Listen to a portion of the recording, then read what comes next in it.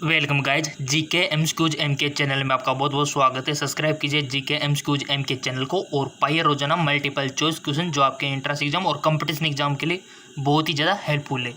So guys इस video में हम डिस्कस करने वाले फिजिक्स यानी कि हमारा जो भौतिक विज्ञान होता है उसके एमसीक्यूज जो कि आपके एग्जाम में पूछे जाते हैं। ठीक है, पिछला जो वीडियो था उसमें हम बायोलॉजी केमिस्ट्री डिस्कस कर चुके थे। तो चलिए, डिमांड थी स्टूडेंट की। पहला क्वेश्चन है कि निम्नलिखित में से कौन सबसे अधिक प्रत्यास्थ है? गीली मिट्टी, प्लास्टिक, रबड़, स्टील। वन ऑप्शन आपको चूज कर लेना है ताकि आपकी प्रैक्टिस अच्छी हो सके। अधिक प्रत्यास्थ, सो गाइस इसका राइट ऑप्शन हो जाएगा स्टील जो है सबसे अधिक प्रत्यास्थ है। ठीक है, अगला है वह कौन सा बल है जिसके कारण पिंड धरती के केंद्र की ओर खींचा चला जाता है? द्रव्यमान, आवेगी बल, गुरुत्वाकर्षण बल, संवेग बल। सो इसका राइट ऑप्शन हो जाएगा, चूज कर लिया होगा वैसे आपने, गुरुत्वाकर्षण बल। ठीक है, जिसके कारण पिंड धरती के केंद्र की ओर खींचा चला आता है और हम सब भी इसी बल के कारण धरती से बंधे हुए हैं। ठीक है, नहीं तो कब के नीचे गिर जाते हैं। पृथ्वी इस प्रकार गोल है, अगर हम यहाँ रहते तो इसलिए तो नहीं गिरते, नहीं तो इधर इधर गिर जाते, गुरुत्वाकर्षण छोड़ दे तो इसी के कारण हम बंधे हुए हैं। ठीक है, चलते आगे को। और गाइस जिसको इंग्लिश में चाहिए ना, इंग्लिश के लिए भी हम अवेलेबल करवा रहे हैं मल्टीपल चॉइस क्वेश्चन, बट वो अलग चैनल पे जिसका नाम है जेके लॉन जॉब। ठीक है, जो कि आपको जॉब दिला के छोड़ेगा, जेके लॉन जॉब, जिसका लिंक नीचे डिस्क्रिप्शन में भी दिया हुआ है। अगला है पृथ्वी के गुरुत्वाकर्षण का कितना भाग चंद्रमा के गुरुत्वाकर्षण के सबसे नज़दीक है? बहुत अच्छा क्वेश्चन। पृथ्वी के गुरुत्वाकर्षण का कितना भाग चंद्रमा के गुरुत्वाकर्षण के सबसे नज़दीक है? 1/2, 1/4, 1/6, 1/5। सो इसका राइट ऑप्शन हो जाएगा 1/6, यानी कि चंद्रमा पर कितना ग्रेविटी है? 1/6, यानी कि 6 गुना वहाँ पर कम है। तो यानी कि कोई भी उछलेगा तो धीरे से उछलेगा और वापस आएगा तो धीरे से आएगा, क्योंकि 6 गुना कम है अर्थ के हिसाब से कंपैरिजन में। ठीक है, पृथ्वी के कंपैरिजन में। अगला सवाल है आर्किमिडीज का नियम निम्नलिखित में से किससे संबंधित है? गुरुत्वाकर्षण का नियम, समकोण त्रिभुज का नियम, पलवन का नियम, इनमें से कोई नहीं। आर्किमिडीज का। सो गाइस इसका राइट ऑप्शन हो जाएगा पलवन का नियम से संबंधित है। अगला सवाल है श्यानता की इकाई क्या है? श्यानता की इकाई किसको किस चीज़ में मेजर करते हैं श्यानता को? पॉइज में, पाइजूली में, पास्कल में, इनमें से कोई नहीं। सो इसका राइट ऑप्शन हो जाएगा पॉइज में। चलते आगे की ओर। अगला सवाल है दूध से क्रीम निकालने में कौन सा बल लगता है? घर्षण, अभिकेंद्रीय, अपकेंद्रीय, इनमें से कोई नहीं। सो इसका राइट ऑप्शन हो जाएगा आपका अपकेंद्रीय बल। ठीक है, अगला क्वेश्चन है चाबी भरी घड़ी में कौन सी ऊर्जा होती है? स्थितिज ऊर्जा, गतिज ऊर्जा, संचित ऊर्जा या फिर यांत्रिक ऊर्जा। चाबी भरी घड़ी में कौन सी ऊर्जा होती है गाइज? सो इसका राइट ऑप्शन हो जाएगा स्थितिज ऊर्जा। अगला सवाल है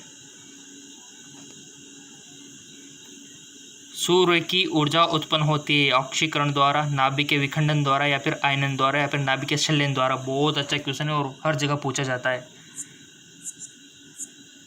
सो इसका राइट ऑप्शन हो जाएगा आपका नाभिक के संलयन द्वारा। ठीक है, नाभिक के संलयन हो रहा है तभी हमको एनर्जी मिल पा रही है सन से, नाभिक के संलयन की प्रोसेस के थ्रू। देखो आपको पता है कि नाभिक के संलयन होता है या फिर विखंडन होता है, टूटता है तो ऊर्जा मुक्त करता है गाइस।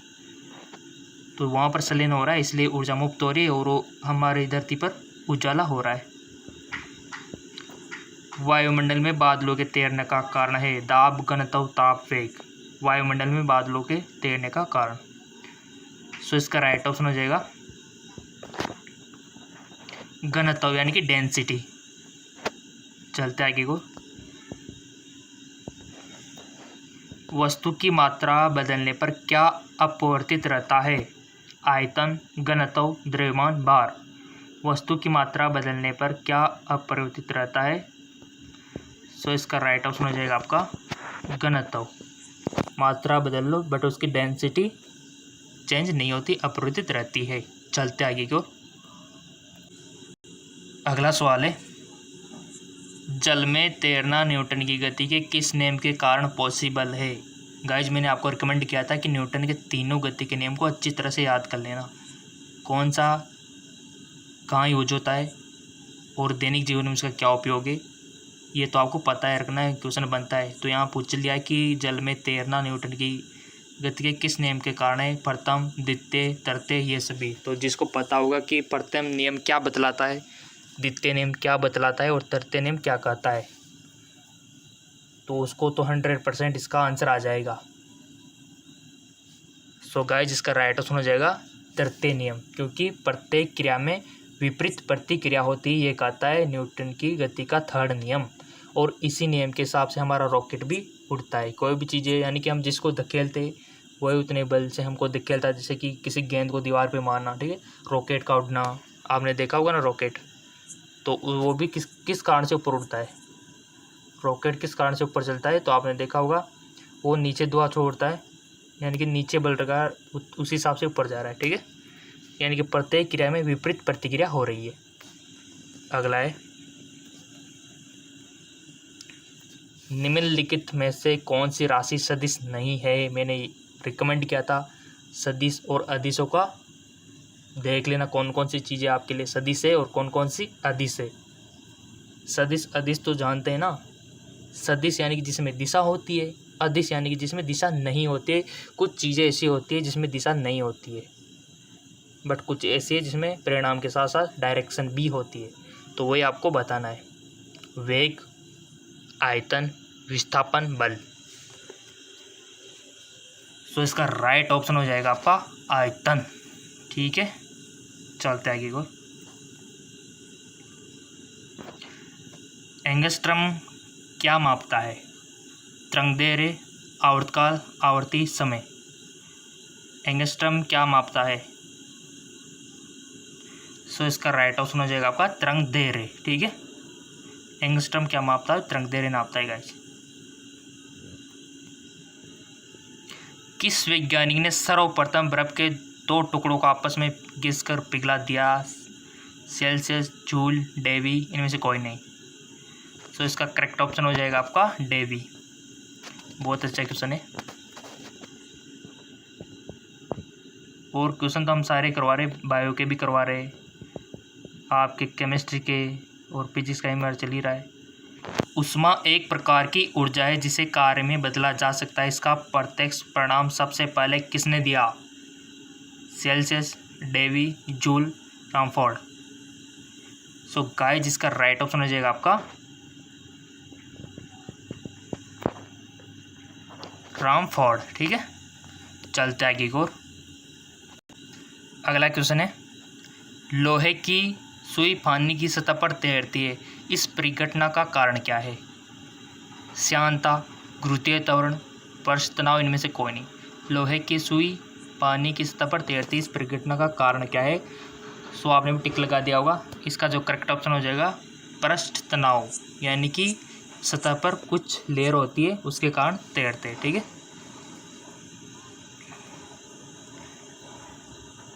निम्नलिखित में से किस द्रव का घनत्व सबसे कम है। किस द्रव का घनत्व डेंसिटी सबसे कम है। मरकरी का, पेट्रोल का, स्वच्छ जल का, या फिर नमकीन जल का।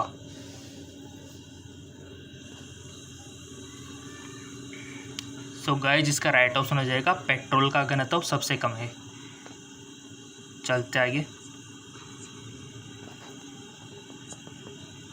एक हॉर्स पावर में कितने वाट के बराबर होता है। मोस्ट इम्पोर्टेंट क्वेश्चन, हर जगह पूछा जाता है और बहुत को तो पता भी नहीं होगा कि एक हॉर्स पावर, ठीक है। आपने देखा होगा ना, बहुत सी जगह लिखा रहता है 1 HP। HP का मतलब हॉर्स पावर होता है ना। तो इसमें कितने वाट होते हैं, यानी कि कितने वाट के बराबर होता है, इनको क्या बोल सकते हैं वाट में। जिसको ये सवाल आ गया बहुत बहुत धन्यवाद, उसको वेरी वेरी गुड दूंगा मैं एक तरह से, और आ भी गया होगा बहुत सारों को। 1 HP मतलब बचपन में सबने पढ़ा होगा 746, ये तो बचपन का याद होगा सबको, 746 वाट होते हैं, ठीक है। तो इसका राइट ऑप्शन क्या हो जाएगा 746 वाट। तो इसको ऐसा ना लिख के कंपनी वाले बहुत सी चीज़ों में क्या लिख देते हैं 746 की जगह 1 HP लिख देते हैं, यानी कि सिंपल सा क्वेश्चन है कि 746 वाट की चीज़ है, ठीक है। अगर 2 HP की है तो कितना होगा उसका बताइए। तो सिंपल सी बात है, मल्टीप्लाई कर लो इसको 746 को 2 से, तो 2 HP का हिसाब आ जाएगा, ठीक है। तो ये बहुत सी जगह HP लिखा होता है ना, उसका मतलब हॉर्स पावर होता है। और आपकी ट्यूबवेल्स हो गई, इनकी क्षमता हॉर्स पावर में होती है, ठीक है ना। आपके बल्ब तो सिंपल होते हैं 100 वाट के, 50 वाट के, तो नॉर्मल है। बट जो ट्यूबवेल्स होती है, मोटर होती है, मोटर पंप होता है, ये हॉर्स पावर में दिए जाते हैं इनकी वाट यानी कि शक्ति, ठीक है। कितना ये खर्च करते हैं पावर। चलते आगे और बर्नौली प्रमेय आधारित है ऊर्जा संरक्षण पर, संवेग संरक्षण पर, आवेग संरक्षण पर, और इनमें से कोई नहीं। सो गाइस, जिसका राइट ऑप्शन हो जाएगा आपका ऊर्जा संरक्षण पर। बर्नौली की प्रमेय ऊर्जा संरक्षण पर आधारित है। कितने अच्छे अच्छे क्वेश्चन आपको अवेलेबल करवा रहा हूँ गाइज, और ये चैनल आप सपोर्ट करते रहेंगे तो और भी अच्छे अच्छे आपको मिलते रहेंगे इसी प्रकार, और आपकी तैयारी वैसे हो जाएगी, जॉब तो आप लग ही जाओगे। बर्फ पर दाब बढ़ाने से उसका गलनांक क्या होगा? घट जाएगा, बढ़ जाएगा, शून्य हो जाएगा, अपरिवर्तित रहेगा। हर जगह काम आएंगे ये क्वेश्चन, आप ज़िंदगी में याद रखोगे। हर जगह, हर मोड़ पे आपके साथ मल्टीपल चॉइस क्वेश्चन, कोई भी एग्जाम दो हर जगह मिलेंगे सवाल। बर्फ पर दाब बढ़ाने से उसका गलनांक क्या होगा? जिसको पता होगा बहुत बहुत धन्यवाद। पढ़ भी चुके थे हम कि दाब बढ़ाने से उसके गलनांक पर क्या इफेक्ट पड़ता है। जिसको पता नहीं है तो वीडियो 2 से 3 बार देख लेना, ये पनिशमेंट है। घट जाएगा, बढ़ जाएगा, शून्य हो जाएगा, या फिर अपरिवर्तित रहेगा। प्रेशर बढ़ा रहे हम बर्फ पे, तो उसके गलनांक पे क्या इफेक्ट पड़ेगा? तो टिक तो लगा दिया होगा हमने। इसका राइट ऑप्शन हो जाएगा घट जाएगा, यानी कि अपोजिट होता है। आप दाब बढ़ा रहे हो, प्रेशर बढ़ा रहे हो, तो ये इधर क्या हो रहा है, गलनांक आपका घट रहा है, ठीक है। चलते आगे को। अगला क्वेश्चन है, किसी मनुष्य के शरीर का सामान्य तापक्रम कितना होता है? अब आप बोलेंगे सर ये तो बच्चों वाला क्वेश्चन है, बट बहुत सारे स्टूडेंट 50% बच्चों वाले क्वेश्चन को गलत करके आते हैं। एक्साइटेड होके, पता नहीं, ध्यान नहीं जाता है ना कि नॉर्मल क्वेश्चन है, और कहीं भी टिक मार देते हैं। क्योंकि वो एग्जामिनर होता है ना, वो ऑप्शन ऐसे सेट करता है कि वो बच्चा कंफ्यूज हो। तो ऐसे जो इजी क्वेश्चन होते हैं थोड़ा ध्यान रखना उसमें, कहीं आपको फंसाने की साजिश तो नहीं है उस क्वेश्चन में। तो ये आपको रिकमेंड करता हूँ। बहुत सारे स्टूडेंट जो होते हैं एग्ज़ाम टाइम पे एक्साइटेड होकर टिक मार के आ जाते हैं, ये तो हमको आ रहा है। जब घर पे आते हैं पता चलता है कि वो तो गलत गया यार। तो ये गलती आप ना करें। क्वेश्चन ईजी है, इसका मतलब आपको अच्छे से पढ़ना है, देखना है। तो नॉर्मल टेम्परेचर पूछा है, बट यहाँ पर कंफ्यूज आपको कर सकता है। जैसे यहाँ पर डिग्री दिया हुआ है, बट वहाँ पर कंफ्यूज करने के लिए वो आपको ये भी देगा 98 डिग्री सेंटीग्रेड, और दूसरा ऑप्शन में आपको 98 डिग्री फ़ारेनहाइट। कंफ्यूज करने के लिए मैं बोल रहा हूँ ना, कंफ्यूज। अब बहुत सारे कंफ्यूज इसमें टिक कर देंगे, मेरे को पता है बहुत सारे स्टूडेंट ऐसा ही करते हैं।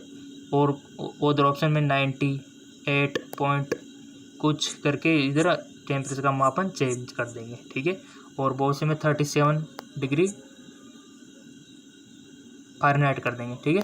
और बहुत से में हमारे यहाँ पर 37 डिग्री और उधर पैमाना यहाँ पर लिख देंगे। तो बहुत सारे कंफ्यूज ऐसे हो जाएंगे, क्योंकि एग्जामिनर से ऐसे सेट करता है। तो आपको पीछे का मात्रा भी देखना है, फ़ारेनहाइट में क्या अंतर होता है, सेल्सियस में क्या अंतर होता है, और भी मेजर करने के तरीके होते हैं इनको, टेम्परेचर को, ठीक है। तो वो भी यहाँ पर सेट कर देंगे। तो बता दो इसका तो राइट ऑप्शन, यहाँ पर आपको बिल्कुल नहीं घबराना है, क्योंकि यहाँ पर ऑप्शन ईजी है। तो राइट ऑप्शन हो जाएगा आपका 98 डिग्री फ़ारेनहाइट, ठीक है। इतना होता है हमारा, पॉइंट में कुछ 6 मान सकते हो आप। इतना हमारे बॉडी का टेम्परेचर होता है, जो कि यही बना रहता है, चाहे सर्दी हो गर्मी हो, बट हमारे शरीर का तो टेम्परेचर यही रहता है एक जैसा, ठीक है। और आपको पता है कि ज़्यादा होने पर तो बुखार आ जाता है, ठीक है, और इससे कम गया तो हाइपोथर्मिया हो जाता है। और बहुत से जानवर ऐसे हैं जिनका शरीर का तापमान वातावरण के अकॉर्डिंग चेंज होता रहता है, जैसे कि आपका सांप हो गया, ठीक है। जी हाँ, बिल्कुल सही देखा आपने। तो सांप हो गया, आपकी छिपकली हो गई, ठीक है। इनका टेम्परेचर क्या होता है वातावरण में, जैसे मान लो सर्दियों में 7 डिग्री सेंटीग्रेड हो गया, तो इनका भी तापमान 7 डिग्री सेंटीग्रेड हो जाएगा। और छिपकली का तापमान भी 7 डिग्री सेंटीग्रेड। और मच्छर होते हैं ना, मक्खी जो आपको अभी बारिश में परेशान कर रहे होंगे, तो उनका भी टेम्परेचर 7 डिग्री सेंटीग्रेड हो जाता है। और ऐसी कंडीशन में ये चीज़ें सर्वाइव नहीं कर सकती। इसी कारण आपको सर्दियों में ज़्यादा मक्खी, मच्छर, सांप छिपकलियाँ नज़र नहीं आती है क्योंकि टेम्परेचर लो है, अगर ये बाहर आएंगे तो मर जाएंगे। बट इंसान तो घूमते रहते हैं क्योंकि उनका नॉर्मल टेम्परेचर कितना रहता है, ये बनाए रहता है। ठीक है, तो आपको समझ में आ गया होगा। चलता है एक और। उष्मा का सबसे अच्छा चालक, उष्मा का चांदी, सोना, तांबा, एल्यूमिनियम, तो इसका राइट ऑप्शन हो जाएगा चांदी, उष्मा का अच्छा चालक। निम्नलिखित में से किसकी उष्माधारिता अधिक है? उष्माधारिता बेंजीन की, जल की, स्वर्ण का टुकड़ा, लोहे का टुकड़ा। तो राइट ऑप्शन हो जाएगा इसका आपका, थोड़ा सा क्लिक हम कर लेते हैं इसको।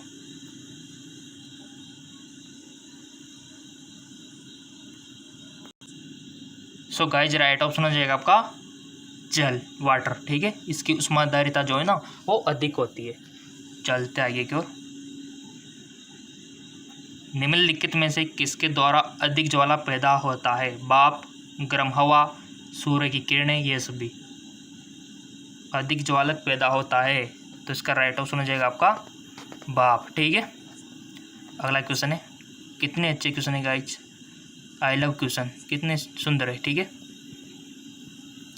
निम्नलिखित में से किससे में सर्वोच्च विशिष्ट ऊष्मा का मान होता है? तांबे में, शीशे में, जल में, कांच में। सर्वोच्च विशिष्ट ऊष्मा का मान, तो इसका राइट ऑप्शन हो जाएगा आपका जल, वाटर, इसमें होता है। चलते आगे को।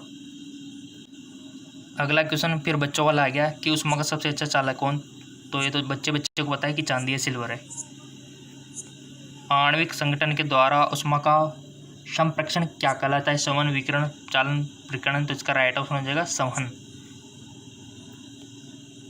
निम्नलिखित द्रव में कौन सा ऊष्मा का बहुत अच्छा चालक है?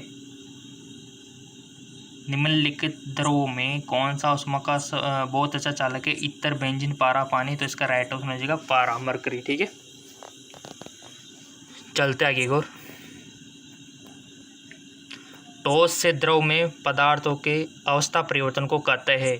वाष्पन, गलन, क्वथन, इनमें से कोई नहीं। ठोस से द्रव में पदार्थ के अवस्था परिवर्तन को क्या कहते हैं?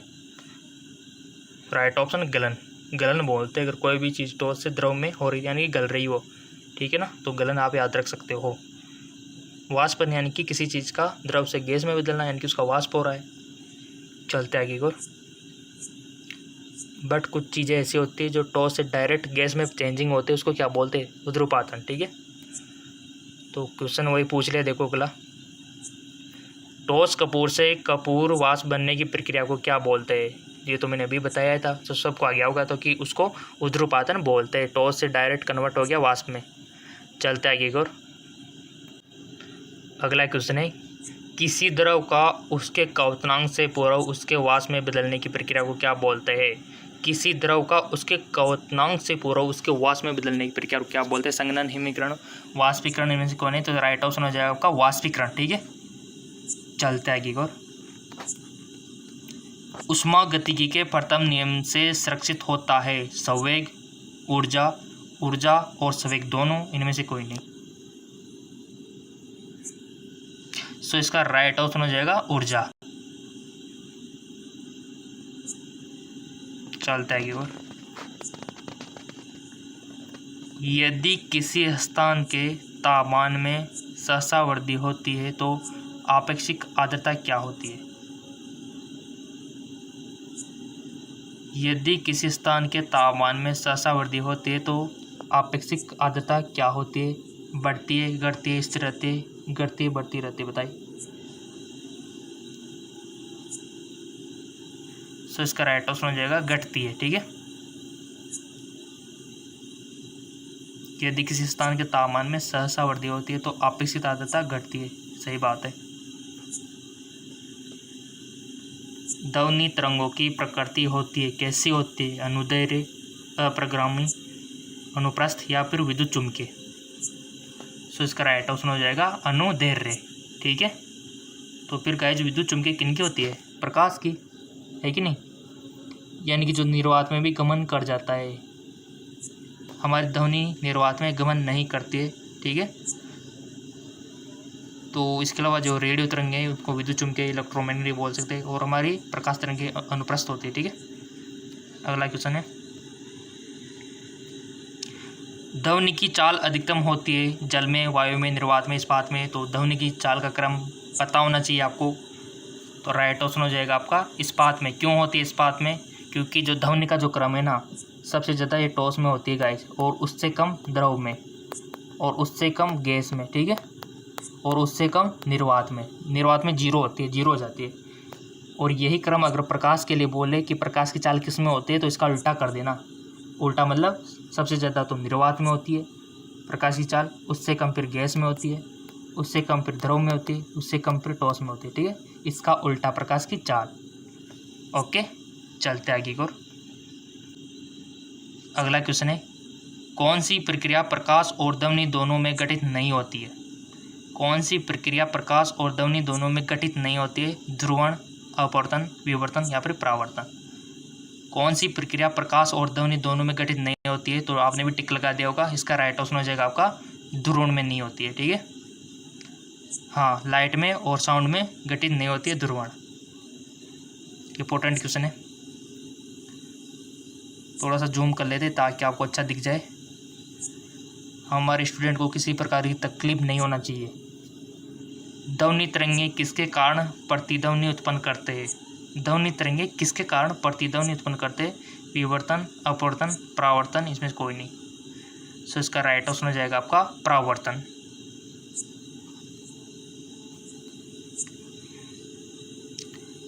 रेडियो का समस्वरण स्टेशन उदाहरण है अनुनाद का, अपवर्तन का, व्यतिकरण का या फिर परावर्तन का।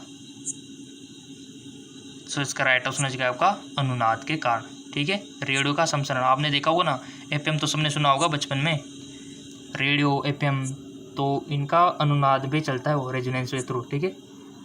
उसी अकॉर्डिंग आपको जैसे आप मैच करवाते हैं, बोलते हैं ना 92.7, 95, तो आप इधर से सेट करते हो वो अनुनाद जो कि उससे मैच कर जाता है और नेटवर्क आ जाता है, ठीक है। चलते हैं को डॉपलर प्रभाव किससे संबंधित है? मुद्रा, प्रचलन, मनोवैज्ञानिक, ध्वनि, जनसंख्या। तो इसका राइट ऑप्शन हो जाएगा ध्वनि से, ठीक है। ध्वनि से समुद्रों में पता होगा पनडुब्बियों का पता लगाने के लिए। और 120 क्वेश्चन है हमारा, कौन सी तरंगे शून्य में संचरण नहीं कर सकती? कौन सी तरंगे शून्य में संचरण नहीं कर सकती? तो इसका राइट ऑप्शन हो जाएगा ध्वनि तरंगे, ठीक है। सो ये हमारा कंप्लीट हो गया। और अधिक मल्टीपल चॉइस क्वेश्चन पाने के लिए नीचे डिस्क्रिप्शन में लिंक दिया हुआ है, और हमारा जो जेक्लोन जॉब चैनल है उसका लिंक नीचे डिस्क्रिप्शन में दिया हुआ है। सो गाइस, जेक्लोन जॉब चैनल को फॉलो कर सकते हो, लिंक नीचे डिस्क्रिप्शन में दिया हुआ है। सो गाइस जाइए, नीचे डिस्क्रिप्शन लिंक दिया हुआ है। मिलते हैं नेक्स्ट वीडियो में।